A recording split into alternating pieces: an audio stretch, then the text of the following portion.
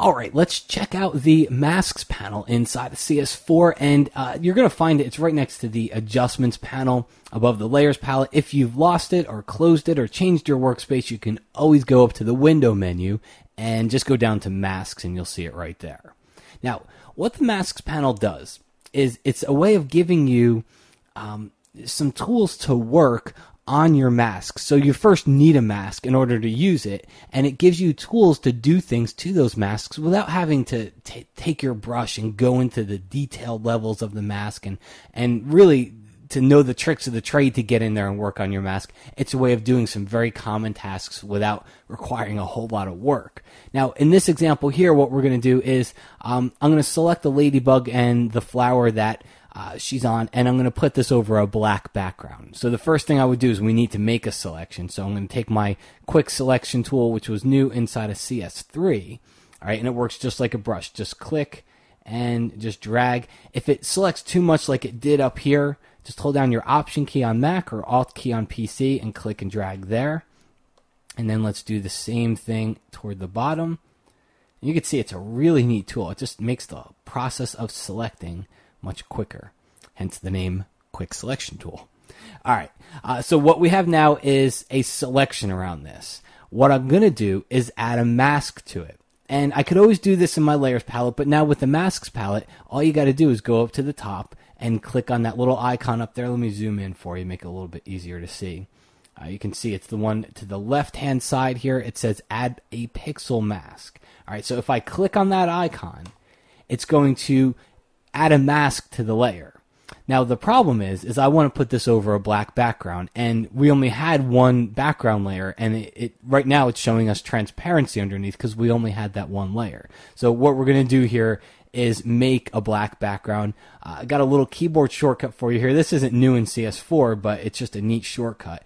If you hold down the Command key on the Mac or the Control key on a PC and you click on the new layer icon, it places a new layer below the layer that you were working on.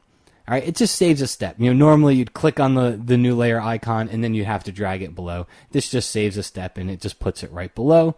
And then finally, I would set my foreground to black, grab my paint bucket tool here, and just click on it to fill it with black. Now, take a look at the mask. It doesn't look so good, right?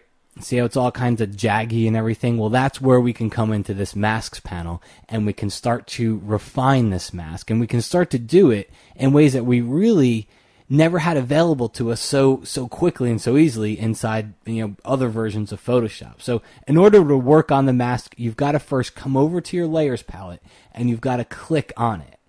And that enables all the tools in the masks palette here. The first thing I'm going to go to is really my favorite one, which I think it's Mask Edge. And what this does is this opens up a dialog box that lets us have all these different settings to work on the edge of our mask. I'm going to reset them all to 0 here, and we'll start from scratch. All right, let's take this guy back to 0, and there we go. So I'm not going to go through what each and every one does. This dialog was actually new inside of CS3. All right, it was called Refine Edge, and what they're doing in CS4 is giving you the ability to use it on a mask now. But if you go down to the bottom, there's a little twirly arrow. If you open it up, you'll see there's descriptions down here for each and every one of these sliders. All right, so it tells you what it's going to do. There's also different backgrounds. You can view it on a selection. You can view it on that quick mask Rubylith overlay. I'm going to view it on the black background.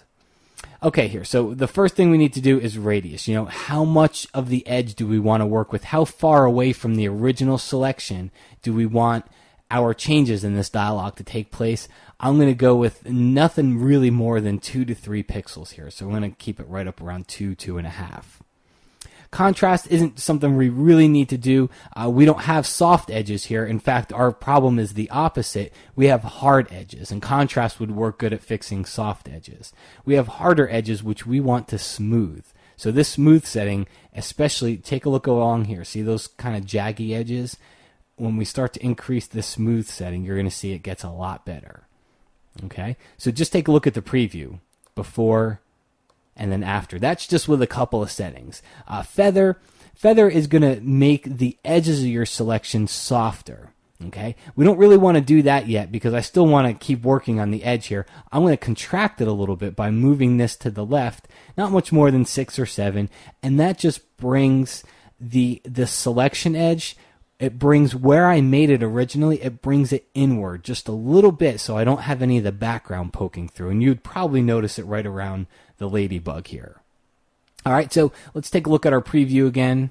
Turn it off before, turn it on. If you ask me, that's a pretty darn good change, and we really never had these tools available to us to work on your selection edges on a mask like this. All right, so having this dialog to be able to work on a mask is really very powerful. So I'm going to click OK. So that applies the changes to our mask on that layer.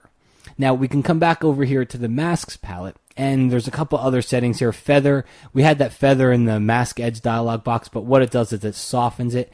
I'll soften it not much more than 1 pixel. If I go any higher, see what happens? It kind of gets funky looking here. So we're going to just soften that by 1 pixel. And that's going to give a little bit of a smoother transition. And then we've also got density. Think of density as opacity on a mask. All right, it's a way to drop the opacity of the mask, which we really never had the ability to do before. All you've got to do is drag it over to the left, and it starts showing us what we were masking away. Okay, remember the original background? That's what we had originally, but we added the mask, and it hid the background, and it was showing us what? The black layer that was underneath. Well, now as I increase my density and I get it back toward 100%, we're bringing that mask back, and now we're seeing that black background. So just think of it as opacity of a mask. As you drag it to the left, you're dropping the opacity of the mask itself. So in the end, the masks panel is really a way for us to apply some refinements and some changes to our masks without having to go in there and manually do all the detailed work.